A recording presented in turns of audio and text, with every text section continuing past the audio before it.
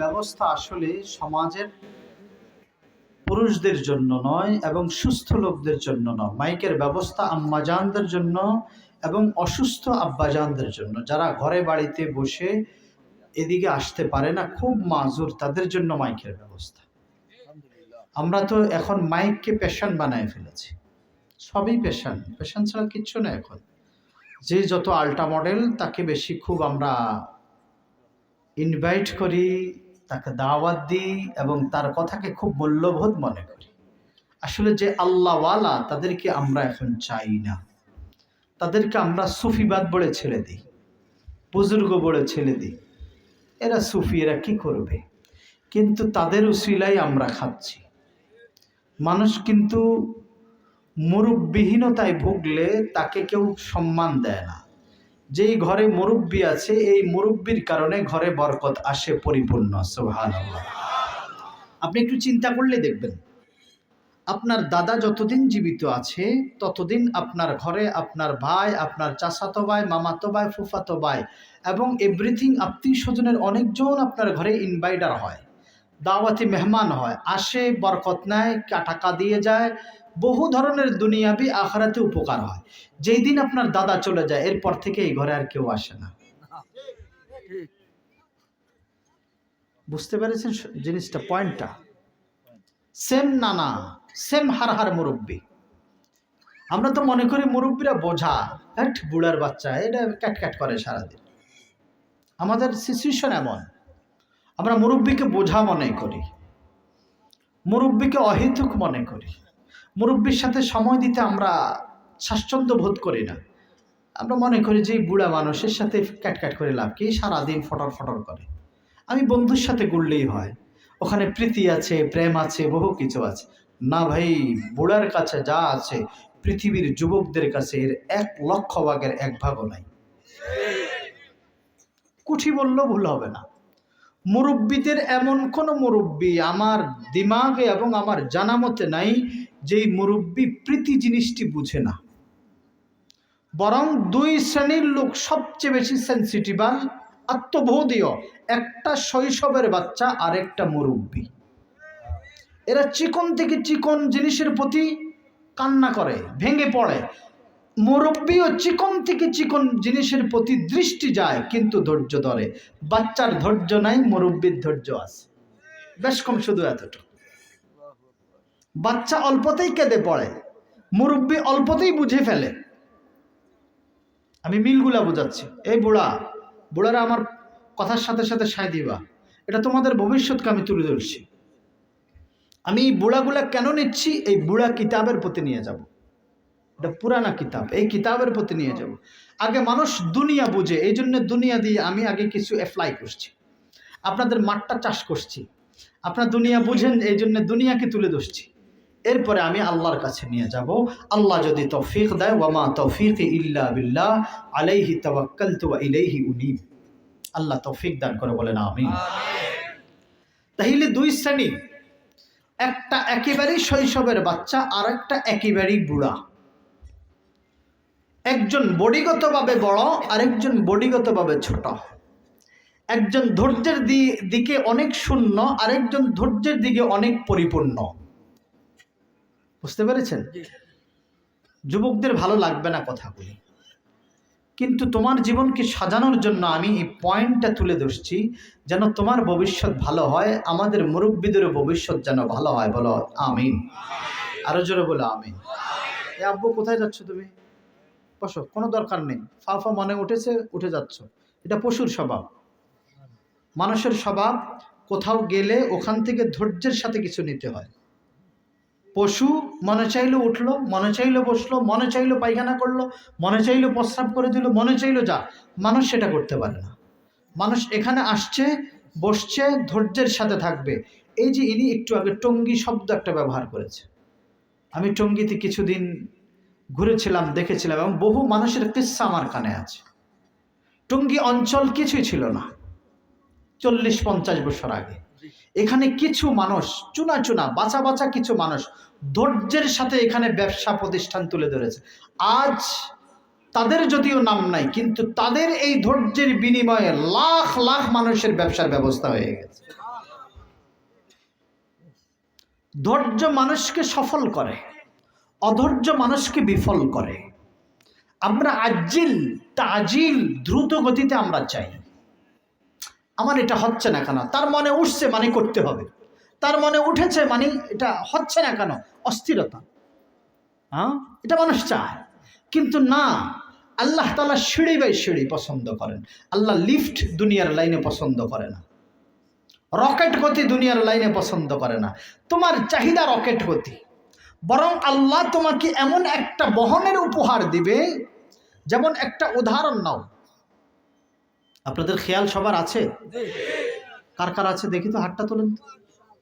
মারহাবা বিকুম, আল্লাহ কবুল করো।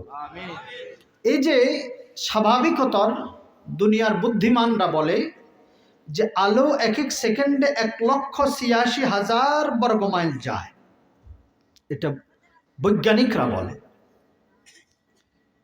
কথা বুঝতেছেন সবাই?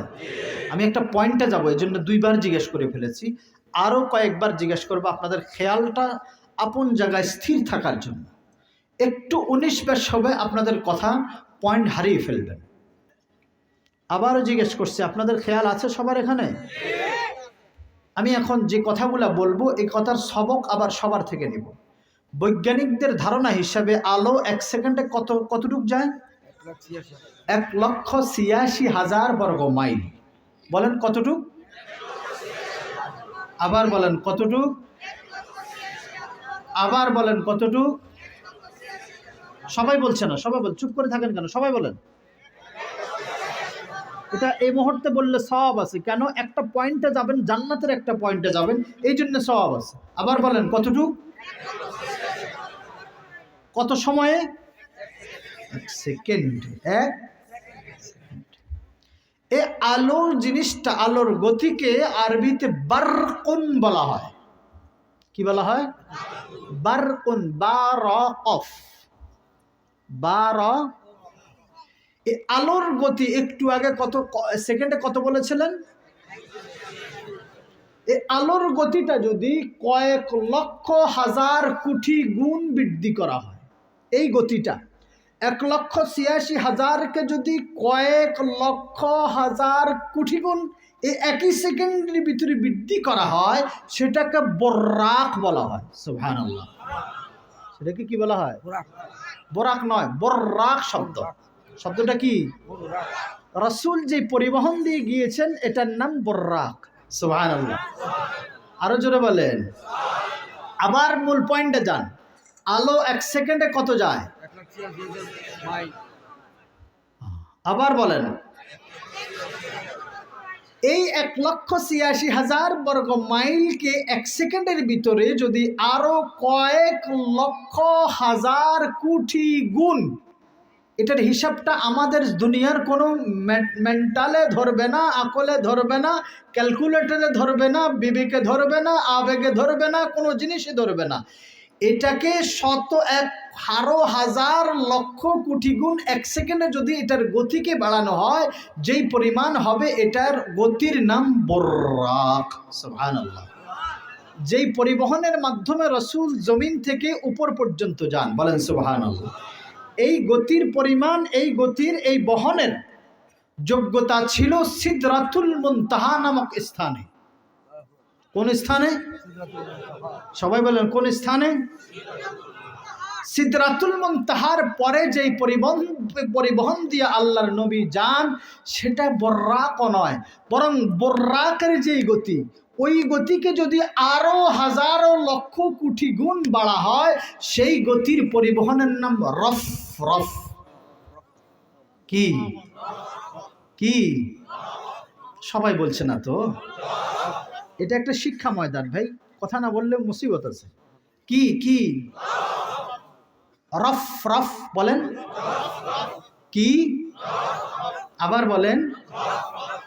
তাহলে প্রথম গতি আলোর, দ্বিতীয় গতি বর্রাক, আর এর চেয়েও হাজারো লক্ষ কোটি গুণ গতি পরিবহনের নাম রফ। রফ। এই প্রতিটা জান্নাতীকে আল্লাহ কমাস কম একটা একটা রফ রফ দান করবেন। এটা কেন বললাম? এটা এই জন্যে বলেছি, আমরা সবাই প্রত্যেক কাজে তড়িততা পছন্দ করি, আর আল্লাহ দুনিয়ায় কোনো কাজ তড়িততা পছন্দ করেন না। তড়িততা যা পাইবেন সব জান্নাতে পাইবেন। জোরে জোরে জোরে আওয়াজ চাই, সর্বোচ্চ আওয়াজ চাই সুবহানাল্লাহ। এখানে মনে করেন এই সাহেবান দুজন বসে আছেন, আরো মুরব্বিয়ান বসে আছেন, অথবা কোনো যুবকের মনে চাইল, বুড়ো দুরু মনে চায়, চায় না যে এমন নয়, সবার মনে চায় আমার পাশে একটা রূপসী এসে বসক, মনে চাইল। এই চাওয়াটা দৃষ্টিতে আসে নাই, চাওয়ার ফোকাসটা বুঝছেন কিনা কথাটা, চাওয়ার যে একটা ফোকাস আছে, সদিচ্ছার যে একটা বহির্প্রকাশ আসে দৃষ্টির মাধ্যমে, এই বহির্প্রকাশটা অন্তরে আছে, চোখেও আসে নাই, দেমাগেও আসে নাই, কল্পনাতেও আসে নাই। এই শুধু অন্তরে বহির্প্রকাশ হওয়ার সাথে সাথে আল্লাহ তাআলা জান্নাতে স্ত্রী দান করে দিবেন। আপনি কল্পনা তো করেন না, কল্পনা এসছে, কিন্তু এই কল্পনাটা আপনার বিবেক পর্যন্ত পৌঁছে নাই, দৃষ্টি পর্যন্ত আসে নাই, কানের ভিতরে আসে নাই। আপনি জান্নাতে আপনার এক বান্ধবীকে নিয়ে বসে আছেন, কাকে নিয়ে? জোরে বলেন কাকে? যেমন এখানে দুই কোয়ালিটির চেয়ার আছে, একটা এক সিট আর একটা 2 সিট। দেখছেন আপনারা? আপনাদের চোখে লাগছে 2 সিটওয়ালা? এটা কয় সিট আর ওটা 2 সিট? আপনাদের খেয়াল আছে সবার? এটা আবার জিজ্ঞেস করতেছি, আরেকটা পয়েন্ট আছে, এই জন্য সবার খেয়াল আছে এখানে। তো বন্ধু আর বান্ধবী, স্বামী আর স্ত্রী দুজন গল্প করছে। কি করছে? জোরে বলেন। আর জান্নাতে প্রত্যেকটি বৈঠকখানার পাশে ফুল আর ফলের বাগানে সজ্জিত থাকবে। জোরে বলেন, আরো জোরে বলেন। বন্ধু আর বান্ধবী, স্বামী আর স্ত্রী দুজন গল্প করবে। যথেষ্ট সময় গল্প করার পরে হঠাৎ করে চিকন মধুর সুরের একটা বিনবাসীর আওয়াজ আসবে। সুবহানাল্লাহ। পৃথিবীতে মনে রাখবেন, যত বাদ্যযন্ত্র আসবে, সবচেয়ে মারাত্মক আর ভয়ানক আকর্ষণীয় বাদ্যের নাম বাঁশি। কি? বাঁশি। পৃথিবীতে কোনো বাদ্যযন্ত্র এই পরিমাণ দিল ক্রাশ করে না, দিল আকর্ষণীয় করে না, যেই পরিমাণ বিনবাসীর আওয়াজে মানুষকে পাগল করে। এটা আল্লাহর কুদরত হিসাবে সুবহানাল্লাহ বলতে পারেন। এমন একটা চিকন সুরের আওয়াজ, আর মৃদু মৃদু কিছু মুচকি হাসির কিছু ভাব, আওয়াজ বন্ধু আর বান্ধবীর কানে আসছে। এখন একে অন্যের সাথে বলা বলি শুরু করেছে, এত মধুর আওয়াজ কোত্থেকে আসছে রে? তো জামাই বউকে খোঁচা দিয়ে বলবে, তোমার কোন সতীন হতে পারে, আবার কোথা থেকে দুষ্টামি করছে। সুবহানাল্লাহ। বুড়ায় সুবহানাল্লাহ কা জবানে কয় না, কি মূর্খ জবানে। আপনার কি কাপুরুষ নাকি? শরীরে জওয়ানের স্পিড নাই? হ্যাঁ, জোরে বলেন সুবহানাল্লাহ। আরে জওয়ানদের ভিতরে এখন দেখি বইয়ের চাহিদা নাই। কি ধরনের যুবক এগুলো? এগুলো তো, হ্যাঁ, এই বুড়াগুলাকে আরো